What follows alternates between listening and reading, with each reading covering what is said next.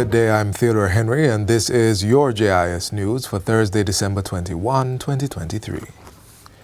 Prime Minister Andrew Holness has presented the keys for a new 3-bedroom unit in Clifton, St. Catherine to Shaniel Francis, who came to national attention last year as one of the victims of a land scam in the Greater Bernard Lodge development area. Her unfinished illegal structure was taken down in October 2022. During a visit to the area at the time, Prime Minister Holness committed to assisting Ms. Francis with receiving a legal structure. Now, under the government's new social housing program, she is in possession of a properly built home that has the supporting documentation for ownership. Shaniel is there as a perfect example of equity in the pursuit of order. She will have a house that is properly built on a land that she will have her title for.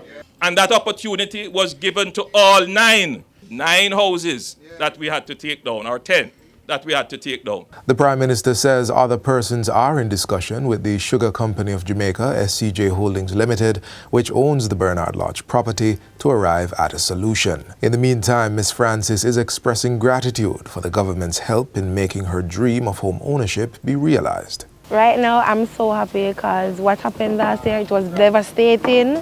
Now I got a second chance to own a home legally and to set it up in my comfort with my mom and my sister. The state is closer to imposing harsher penalties for PRAL larceny as the Senate recently passed amendments to the Agricultural Produce Act. The bill, which was piloted in the Senate by Leader of Government Business, Senator Kamina Johnson-Smith, was approved with 8 amendments. It proposes increasing the maximum fine for breaking the law from $250,000 to $3 million or 3 years in prison. Minister Johnson-Smith contends that the amendments will broaden the government's efforts to combat the pervasive problem of PRAL theft.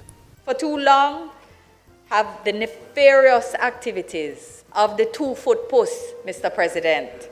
For too long, it has been a shackle on our farmers and a severe roadblock to the development of rural families and communities. The Jamaica Constabulary Force JCF is reminding the public that the use of fireworks and firecrackers remains illegal in Jamaica without the necessary permit. The warning comes from Head of the Public Safety and Traffic Enforcement Branch, Assistant Commissioner of Police Gary McKenzie, who was speaking at a recent JIS think tank. He points out that illegal fireworks can cause distress to residents and affect the police's ability to perform their duties.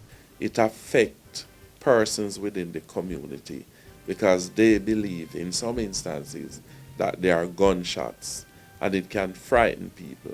It can also affect how policing is done. If found in a person's possession, the illegal fireworks will be confiscated. However, charges may be brought against persons found actively using or selling them. ACP McKenzie points out that penalties can range from fines to community service at the discretion of a parish court judge. He's urging entities wishing to have fireworks for entertainment purposes to make the necessary applications. Jamaicans are being encouraged to use social media responsibly as they go about their business this festive season. Senior Superintendent of Police Stephanie Lindsay says persons need to be aware of the risks when posting personal information on social media. Don't put every bit of information on social media, your every move, because you don't know if somebody is trying to track you down. You don't know what is happening. So we are encouraging you that don't put everything out there. She adds that children are particularly vulnerable as they are often not supervised when using the internet. They are sharing information such as telephone number, addresses, etc. And we also have persons who are thrown in social media, pedophiles, looking for children to target, pretending to be children themselves, and they are adults. Director of Communications at the Consumer Affairs Commission, Latoya Halstead, echoes the point, cautioning persons against sharing their purchases or whereabouts online. We want to encourage our consumers, especially the ones who, when they go to restaurants, they're taking pictures of the food, they're disseminating that. They go on a holiday, they also broadcast that on Twitter, Facebook, Instagram, whatever it might be. Know that this is a way for criminals to know that you are not at home. They know exactly where you are, so they know exactly what to do in terms of committing crimes where your personal property is concerned. And finally, the Consumer Affairs Commission, CAC, is reporting that it secured approximately $22 million in refunds and compensation for aggrieved consumers between April and October this year. The CAC's Director of Communications, Latoya Halstead, made the disclosure at a recent JIS think tank. We've handled 893 complaints. Of that number, 572 have been resolved.